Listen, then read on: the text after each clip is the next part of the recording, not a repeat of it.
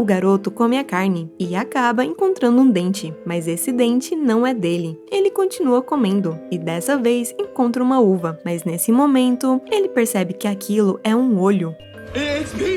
Ele fica desesperado e todos entram em pânico. O FBI é chamado no local. Eles verificam toda a carne e encontram mais partes humanas. Levando em conta o que foi encontrado, a vítima deve ter cerca de 40 anos. Toda a carne do refeitório é enlatada, então eles vão atrás da fábrica que produziu. Eles abrem uma lata do mesmo lote e facilmente encontram tecido humano. Parece que o assassino fez isso para destruir o cadáver, mas a diretora acha que alguém deve ter caído acidentalmente dentro da máquina. O detetive naturalmente não acredita nisso. Os lotes têm que ser testados na fábrica, e como não encontraram nada antes, provavelmente algum funcionário fez isso, ou talvez eles não fazem o teste devidamente. A diretora diz que aquele lote foi testado, mas foi considerado um pouco pior. Por isso, ao invés de ir para o supermercado, foi fornecido para a escola. Eles levam todas as latas para a delegacia e encontram pedaços em quase todas. Depois de muito trabalho, descobrem que o crânio da vítima tinha sinais de cirurgia. E naquela região, apenas 3 médicos poderiam fazer essa operação. Então, finalmente, conseguem descobrir a identidade da vítima. João tem 41 anos e é analista de uma empresa de alimentos. Os detetives encontram a parceira do falecido, à procura de novas pistas. Ela diz que eles desenvolveram novas receitas de enlatados, que dariam grandes lucros. Será que o crime estava relacionado com essa fórmula? Os detetives não sabem, mas começam a analisar com esse pensamento. Enquanto isso, o legista descobre que aquele lote de carne enlatada está com muito tempero, provavelmente para esconder o cheiro do corpo. Sem dúvidas, o assassino deve ser algum funcionário da fábrica. Eles interrogam a diretora novamente, mas ela diz que estava em outra cidade para uma reunião e tinha acabado de voltar, então não suspeitam dela. Enquanto isso, o legista descobre algo. Ele encontrou sinais de fratura no pulso do João. Os sinais são cruéis e foram causados por uma grande força. Segundo os registros médicos, aquela fratura foi por causa de uma queda, mas aparentemente o homem mentiu. Mas o mais estranho é que João fez um boletim de ocorrência antes, dizendo que alguém estava seguindo ele, e dias depois virou carne enlatada. Eles também verificam a conta bancária e encontram 2 transferências antes da morte para uma agricultora orgânica, mas eles tinham ideias completamente diferentes. Então por que fizeram essa transação? O detetive chama a agricultora para o interrogatório, mas diz que não matou ele. Ela admite ter feito as transferências, porque João concordou com seu projeto, mas diz que não matou ele. O detetive não acredita e mostra as provas de que ela estava seguindo o falecido. A mulher finalmente admite. Ela seguiu o João, mas ele não acionou a polícia. Além disso, aquele alimento enlatado causa danos enormes à saúde, e João pretendia pedir demissão, mas antes ele queria expor uma pessoa da fábrica,